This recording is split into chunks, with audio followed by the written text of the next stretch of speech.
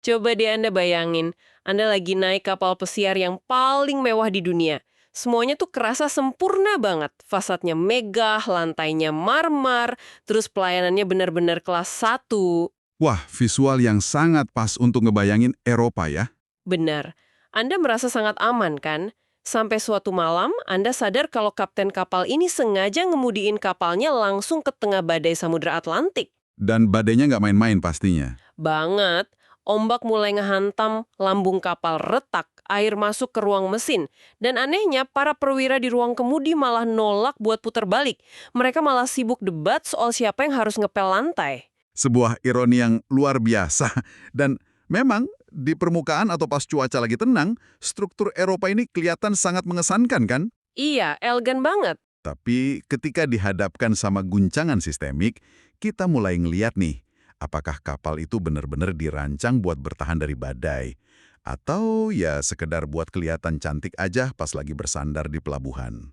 Nah, selamat datang kembali di eksplorasi mendalam kita. Hari ini kapal pesiar yang lagi kita omongin itu adalah benua Eropa. Dan untuk Anda yang lagi dengerin, eksplorasi kita kali ini ngangkat topik yang lumayan provokatif soal masa depan mereka. Betul, kita punya sumber yang sangat menarik hari ini. Ya, sumber utama kita adalah transkrip perbincangan antara akademisi Glenn Dyson dan mantan Menteri Keuangan Yunani, Yanis Varoufakis. Misi kita hari ini, kita mau ngupas tuntas argumen mereka soal kenapa Eropa diklaim lagi masuk ke apa yang mereka sebut sebagai abad kehinaan atau century of humiliation. Tapi sebelum kita menyelam lebih jauh, sangat penting buat kita negasiin pijakan kita di sini. Ah iya, soal netralitas kita ya. Persis. Argumen-argumen dari Varoufakis dan Dyson ini sangat tajam, kritis, dan pastinya punya muatan politis yang kuat. Peran kita di sini bukan buat mihak pandangan politik manapun, baik itu sayap kiri, kanan, atau tengah. Jadi kita cuma bertindak sebagai pembedah aja nih. Benar banget. Tujuan kita murni membedah dan nyoba mahamin logika di balik klaim mereka. Kita bakal nyampein kerangka berpikirnya supaya Anda yang dengerin bisa ngevaluasi sendiri. Oke, mari kita bedah ini. Kalau kita balik lagi ke analogi kapal mewah yang tiba-tiba nyasar di tengah badai tadi, apa sih sebenarnya titik awal dari keretakan lambung kapal ini? Kapan tepatnya air mulai masuk? Kalau menurut pembacaan Varoufakis, keretakan fatal itu terjadi pas krisis finansial global di tahun 2008. Oh, yang dari Amerika itu ya? Iya. Saat Wall Street di Amerika runtuh gara-gara kredit macet perumahan, gelombang kejutnya kan langsung nyapu Samudra Atlantik. Itu ngancurin bank-bank besar di Eropa, khususnya institusi raksasa di Prancis dan Jerman. Tapi tunggu sebentar deh. Bukannya krisis 2008 itu krisis global ya? Hampir semua negara, termasuk Amerika sendiri, kan juga ngelakuin bailout besar-besaran buat nyelamatin perbankan mereka. Memang. Tapi masalah utamanya bukan di krisisnya, melainkan gimana para elit Eropa ini milih cara buat ngerespon krisis tersebut. Kenapa dianggap fatal? Karena pendekatannya beda banget sama metode yang terbukti sehat secara jangka panjang. Beda gimana maksudnya? Varoufakis itu ngebandinginnya sama krisis perbankan di negara-negara Skandinavia pada awal tahun 90-an, khususnya di Swedia. Oke, apa yang dilakuin Swedia waktu itu? Waktu bank-bank Swedia hancur, negaranya memang turun tangan nyairin dana. Tapi mereka nggak menyelamatkan para eksekutif banknya. Oh wow, jadi mereka biarin bos-bosnya jatuh. Betul. Negara ngambil alih bank tersebut, dinasionalisasi sementara, dan para petinggi bank yang ceroboh itu, ya kehilangan pekerjaan. Terus, kerugiannya benar-benar ditanggung sama pemegang saham. Jadi kerugiannya ditanggung sama pihak yang emang bikin keputusan berisiko dong, bukan dilempar ke masyarakat umum. Tepat sekali. Nah, yang sangat menarik di sini adalah gimana Eropa pasca 2008 itu ngambil jalan yang justru sebaliknya. Mereka milih nyelamatin eksekutifnya. Iya. Menurut sumber kita, elit politik Eropa ini nyairin dana talangan triliunan euro buat nyelamatin bank-bank di Frankfurt dan Paris, terus ngebebanin tagihan raksasa itu ke pundaknya wajib pajak kelas pekerja. Berarti rakyat biasa yang bayar utangnya elit dong? Gila juga. Bener. Dan ini nggak cuma nimpa kelas pekerja di negara-negara yang sering dicap lemah kayak Yunani atau Spanyol loh, tapi juga dibebankan ke kelas pekerja di Jerman dan Belanda sendiri. Wah. Bagi Anda yang mendengarkan yang mungkin tahun 2008 itu baru mulai kerja atau merintis usaha, Anda mungkin ingat banget gimana tiba-tiba susah nyari kerja atau dapat pinjaman modal. Dan Varoufakis berargumen kalau kesulitan itu bukan sekedar kecelakaan alam yang nggak bisa dihindarin. Dia nyebut manuver ini tuh sebagai sebuah kudeta senyap. Kudeta senyap gimana tuh maksudnya? Dia cerita pengalamannya sendiri pas jadi Menteri Keuangan Yunani. Dia ngelihat langsung ada seorang birokrat yang nggak pernah dipilih sama rakyat, namanya Thomas Wieser. Ternyata punya otoritas yang jauh lebih absolut buat mendikte kebijakan ekonomi. Lebih berkuasa dari komisioner Eropa yang resmi gitu. Betul. Pejabat yang punya mandat demokratis malah diabaikan karena keputusannya udah dikunci duluan sama birokrat bayangan ini. Varoufakis itu merangkum masa-masa itu dengan satu kalimat yang tajam banget. Apa tuh kalimatnya? Dia bilang, ini adalah sosialisme untuk para bankir dan penghematan yang sangat kejam untuk rakyat biasa. Sosialisme buat bankir, penghematan buat rakyat. Wow. Tapi disinilah logika saya agak tersendat nih. Kenapa tuh? Varoufakis kan cerita kalau Menteri Keuangan Jerman waktu itu, Wolfgang Schäuble, sebenarnya sadar penuh kalau program penghematan ekstrim ini bakal ngancurin ekonomi negara kayak Yunani. Ya, dia sangat sadar soal itu. Terus kenapa mereka tetap memaksakannya? Maksud saya ini kan kayak ibaratnya ngebikin tubuh Anda diet ekstrim sampai kelaparan dengan alasan supaya bisa lari lebih cepat. Tapi yang kejadian kan otot Anda malah menyusut dan Anda ambruk. Analogi otot menyusut itu akurat banget loh buat ngegambarin ekonomi makro mereka. Berdasarkan sumber kita, Schäuble ini maksain penghematan di Yunani bukan cuma buat ngehukum Yunani. Terus buat apa dong? Buat nyiptain presiden ketakutan. Ketakutan itu dipakai sebagai alat untuk menjustifikasi pemangkasan jaring pengaman sosial dan penekanan upah buruh di dalam negerinya Jerman sendiri. Oh, jadi supaya buruh Jerman nggak berani minta naik gaji. Presis. Jerman ngerasa mereka harus neken biaya produksi supaya tetap bisa kompetitif ngelawan ledakan tenaga kerja murah dari Asia, khususnya Cina. Ah, saya paham sekarang. Jadi mereka ngorbanin pasar internal Eropa demi bisa bersaing sebagai eksportir di pasar global. Tapi bukannya itu jadi senjata makan tuan ya? Maksudnya gimana? Ya kan kalau Anda ngeberlakuin penghematan massal, motong gaji, mangkas dana pensiun, ngurangin anggaran publik, berarti puluhan juta rakyat Eropa tiba-tiba nggak punya daya beli kan? Nah, betul sekali. Ketika daya beli masyarakat menguap, permintaan agregat di pasar otomatis jatuh bebas. Masyarakat kan jadi nggak beli mobil baru, nggak renovasi rumah, nggak beli alat elektronik. Terus ekonomi jadi mandek dong? Banget. Lalu bagian terburuknya dimulai. Untuk ngerangsang ekonomi yang lagi mati suri ini, Bank Sentral Eropa mulai ngelakuin yang namanya quantitative easing. Cetak uang gede-gedean ya? Iya, mereka nyetak triliunan euro dan meminjamin uang itu ke bank-bank komersial serta korporasi raksasa dengan suku bunga yang nyaris nol. Harapannya, uang gratis ini dipakai buat ngebangun pabrik baru, buka lapangan kerja, atau riset inovasi.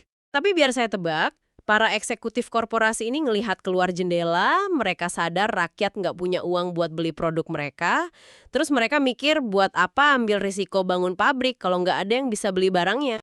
Tepat. Jadi alih-alih berinvestasi di sektor real, uang triliunan euro yang murah banget itu malah dipakai buat praktek stock buyback. Wah, beli saham perusahaan mereka sendiri dong. Bener banget.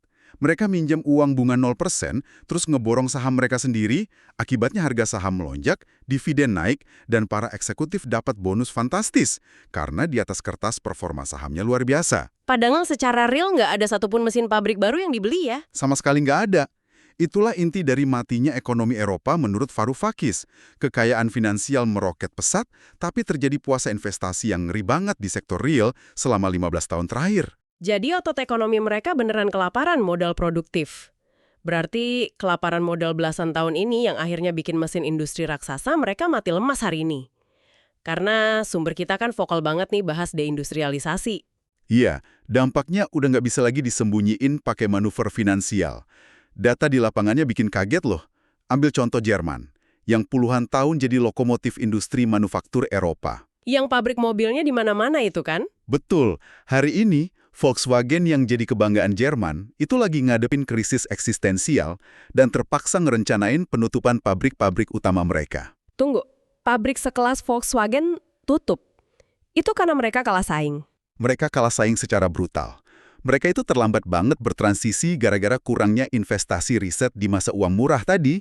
Sekarang mereka nggak mampu bersaing dari segi harga maupun teknologi. Kalah sama mobil listrik dari China kayak BYD atau Tesla dari Amerika ya. Persis. Dan ini nggak cuma soal otomotif. Eropa itu tertinggal jauh di hampir semua sektor masa depan. Mereka kelewatan revolusi panel surya, tertinggal di teknologi baterai hijau, dan yang ditekankan banget sama sumber kita, mereka sama sekali nggak punya apa yang disebut cloud capital. Cloud capital, modal komputasi awan gitu? Iya, tapi dalam pandangan Varoufakis ini, bukan cuma soal punya server buat nyimpan data loh. Ini tuh kemampuan algoritmik buat memonopoli jaringan dan nyetak untungan dari sana. Kayak yang dilakuin Amazon, Google, atau perusahaan AI. Jadi Eropa cuma jadi konsumen aja nih di dunia digital. Sayangnya iya. Mereka nggak jadi pencipta, yang artinya mereka udah kehilangan kedaulatan teknologi mereka sendiri. Disinilah hal ini jadi sangat menarik sekaligus nyerahin ironi yang lumayan gila ya. Untuk nutupin laju deindustrialisasi ini, biar angka pengangguran nggak tiba-tiba meledak, ada satu fakta yang bikin saya merenung nih. Fakta soal pabrik yang dialihfungsikan itu ya, Bener, jalur produksi sipil kayak fasilitas Volkswagen yang sepi pesanan itu perlahan mulai diserap atau digantiin perannya sama industri pertahanan. Contohnya Rheinmetall, mereka mulai produksi senjata kayak tank Leopard. padahal Varoufakis berargumen kalau di peperangan modern yang sekarang didominasi drone murah seharga ribuan dolar, tank baja raksasa seharga jutaan dolar ini tuh makin rentan, malah perlahan jadi relik masa lalu. Iya kan? Berarti observasinya ini tajam banget. Keberlanjutan konflik militer di Eropa Timur itu secara nggak langsung malah ngebantu kelangsungan hidup elit politik dan industri mereka dong. Sangat fungsional buat mereka. Konflik itu ngasih pembenaran mutlak buat ngalirin anggaran negara gede-gedean ke sektor pertahanan. Sektor ini sekarang berfungsi ibaratnya kayak life support buatan buat ekonomi yang lagi koma. Kayak ngebikin mesin tik pas orang udah pakai komputer, cuma biar mesin pabriknya nggak berhenti nyala gitu ya. Analogi yang pas banget.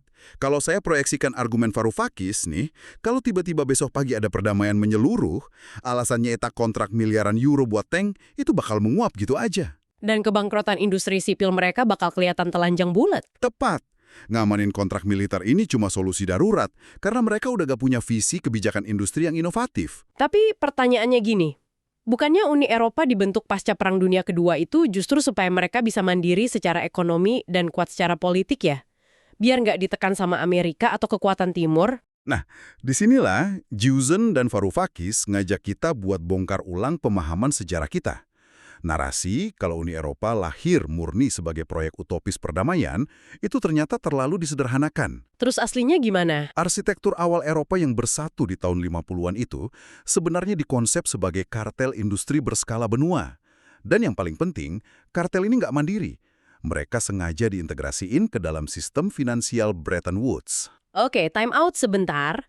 Buat pendengar kita, sistem Bretton Woods ini kan kayak pelajaran sejarah SMA yang udah pada lupa nih. Emang gimana cara sistem ini ngikat Eropa? Gampangnya gini, pasca Perang Dunia Kedua, Amerika itu kan satu-satunya ekonomi yang utuh.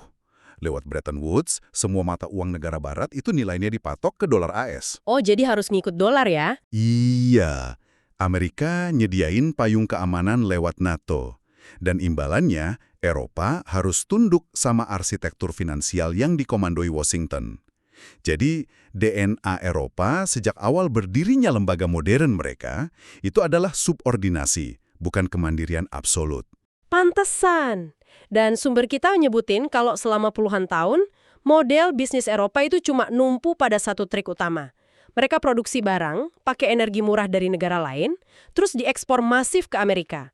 Varoufakis nyebutnya mengekspor deflasi ke AS. Istilah yang menarik kan? Mengekspor barang fisik saya paham sih, tapi mengekspor deflasi ini praktisnya gimana coba?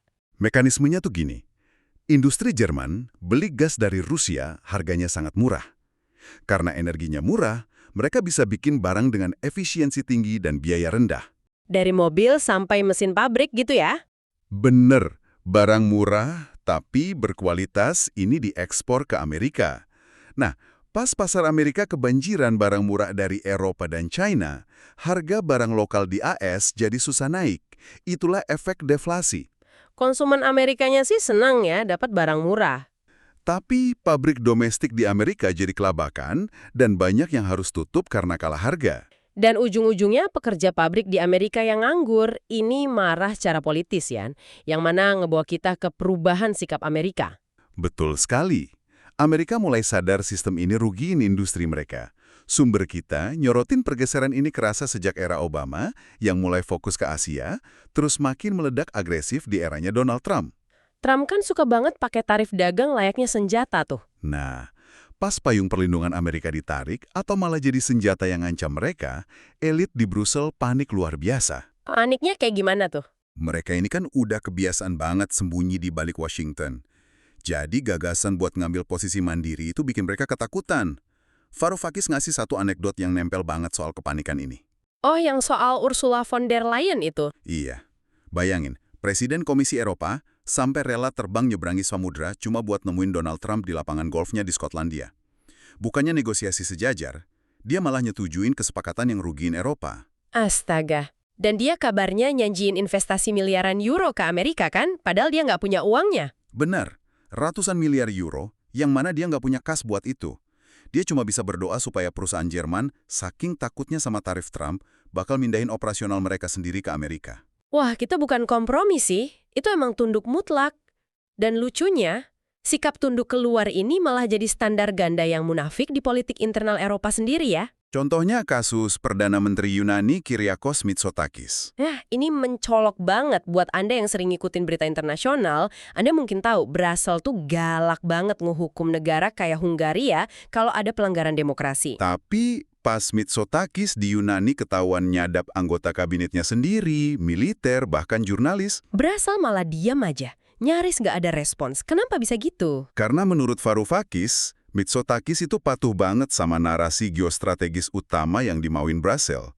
Selama Anda ngebebek aja sama kebijakan pusat soal perang Ukraina misalnya, mereka bakal tutup mata sama pelanggaran di dalam negeri Anda. Jadi apa arti dari semua ini? Kalau elit Eropa tahu Amerika makin proteksionis, bukannya secara logika mereka harusnya nyebar risiko, mulai nyari sumber energi baru, diplomasi independen gitu. Jika kita ngubungin ini sama gambaran yang lebih besar, Dyson dan Varoufakis narik kesimpulan yang lumayan gelap. Para elit Eropa ini nggak beroperasi pakai visi jangka panjang.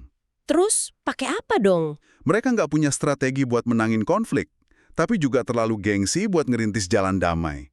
Keputusan mereka itu murni didorong insting buat mertahanin kekuasaan di ranah domestik. Ngorbanin logika dasar kayak energi murah? Cuma biar nggak kehilangan kursi kekuasaan?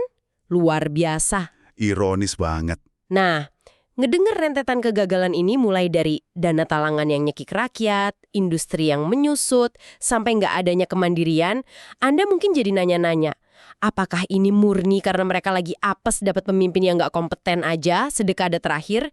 Ataukah emang ada racun di dalam desain fondasi Eropa itu sendiri? Kalau Varoufakis yang emang ekonom, dia sangat yakin masalahnya ada di arsitektur fundamental mereka. Desain mata uang euro itu sendiri terlahir dengan cacat struktural yang fatal. Coba kita bedah cacat mekanisnya pelan-pelan biar makin jelas emang cacatnya di mana. Gini, bayangin sistem euro ini kayak rumah kos. Ada 20 mahasiswa yang sepakat nyatuin kartu kredit mereka jadi satu, limitnya dikontrol satu bank sentral. Tapi apa nih?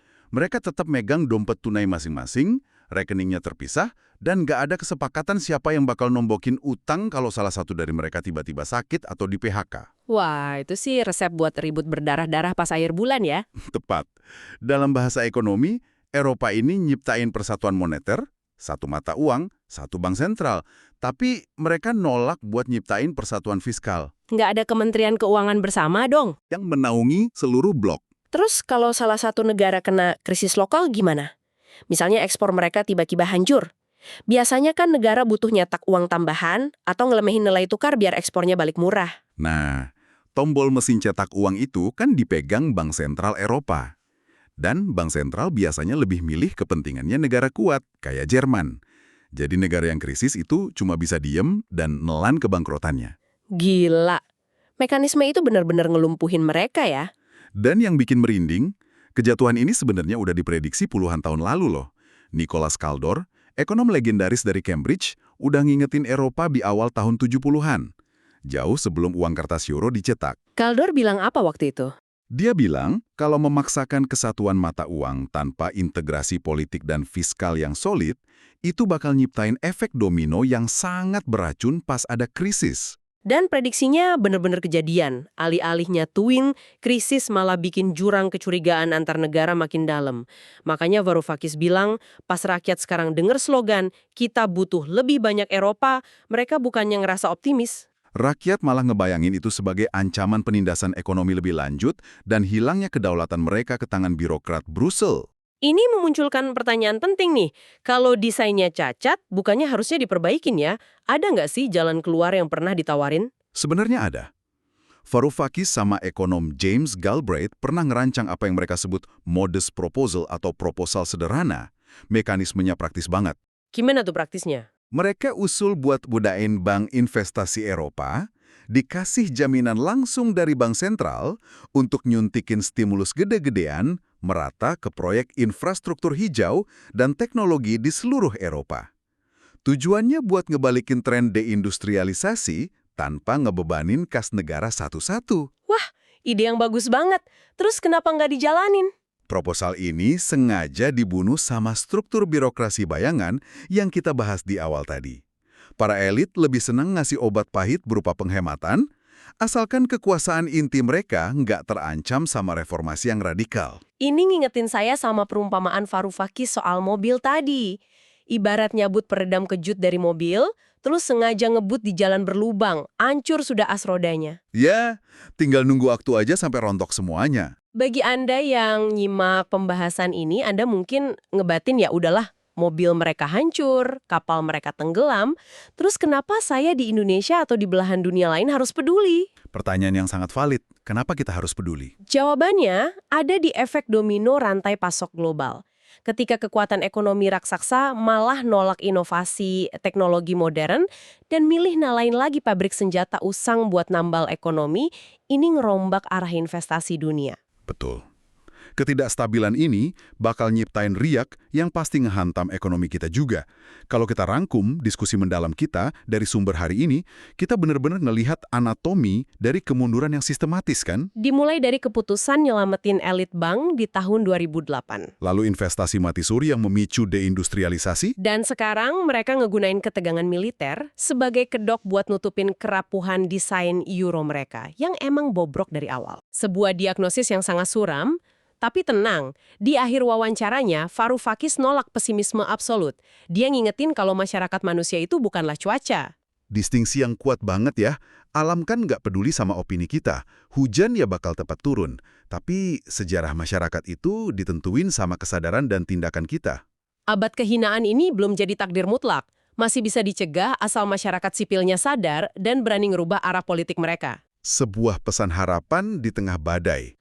Nah, pas kita udah sampai di penghujung eksplorasi mendalam ini, saya mau ninggalin satu pemikiran provokatif buat Anda cerna. Silakan. Kalau analisa Dyson dan Varoufakis ini benar-benar lagi kejadian secara real time, kalau Eropa pelan-pelan kehilangan posisinya sebagai kekuatan dunia yang independen, gimana hal ini bakal ngubah posisi negara-negara Global South, kayak Indonesia, India, atau negara Afrika? Wah, menarik. Apakah kejatuhan dominasi Eropa ini ironisnya justru bakal ngebuka ruang buat lahirnya tatanan gerakan non-blok baru yang mungkin jauh lebih kuat secara ekonomi dan lincah secara teknologi dibanding Eropa yang kejebak di masa lalu?